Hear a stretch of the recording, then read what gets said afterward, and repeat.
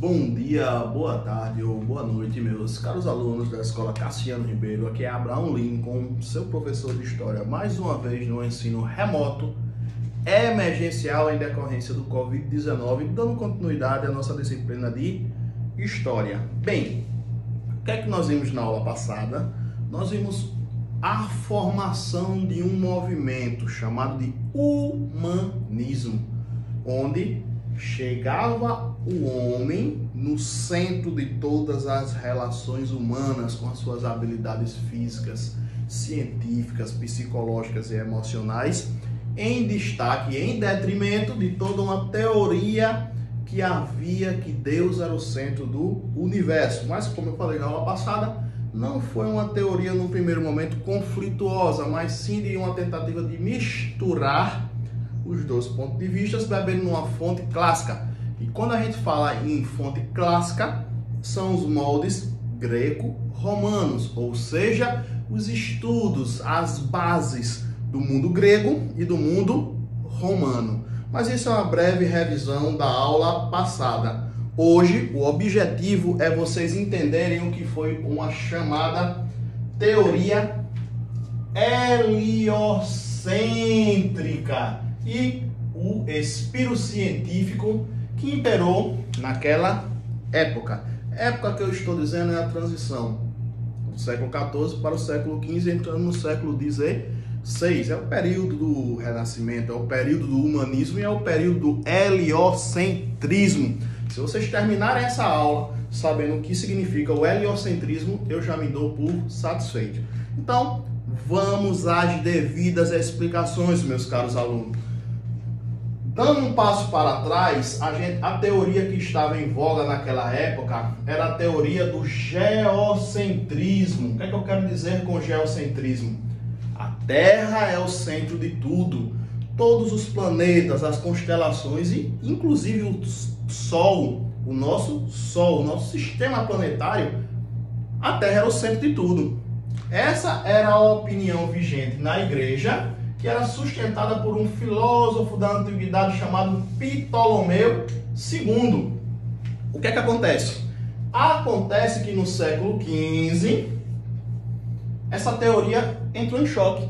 Essa teoria foi confrontada com a outra teoria que é o objeto de estudo da nossa aula de hoje, que é o famigerado geocentrismo. O que é o geocentrismo, meus caros alunos? Que a Terra não é o centro do universo.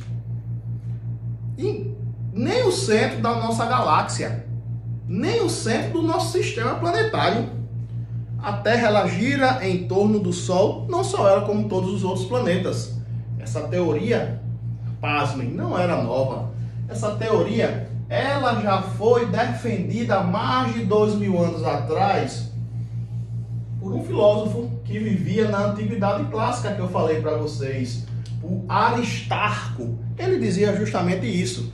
E essa tese foi defendida num primeiro momento por Copérnico, que estudou muito, observou livros, observou astronomia para se basear nesses estudos. Ocorre que esses estudos do heliocentrismo, ou seja, do Sol como centro do nosso sistema planetário, vai de encontro com a teoria que era vigente na época, a teoria da igreja.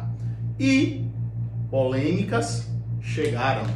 Polêmicas chegaram tão fortes que outro cientista que defendeu isso com estudos, com base científica, com argumentos concretos, teve que se desmentir, teve que desdizer o que os seus estudos científicos confirmaram por A mais B, para evitarem o que, meus amigos? Evitarem ser morto na Inquisição, evitar que a sua vida seja destruída por ele defender uma tese científica que era contrária à tese vigente naquela época.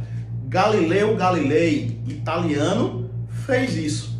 Descobriu a verdade, mas teve que desdizer o que disse para manter a sua vida.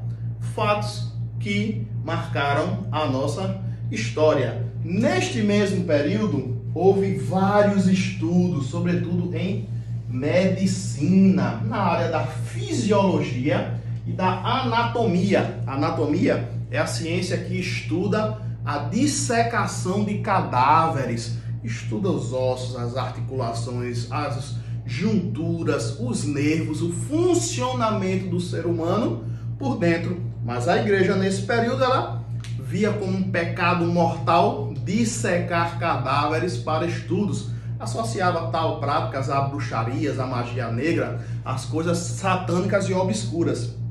Mas os cientistas desse período dissecaram cadáveres, estudaram cadáveres, contribuíram assim muito para a evolução das ciências médicas. Com isso eu dou encerrado a nossa aula de hoje. Existe um exercício logo abaixo no Google Forms. Eu quero que vocês preencham para responder, para a gente pontuar a sua nota corretamente. Fiquem com Deus, sejam abençoados e até o nosso próximo encontro.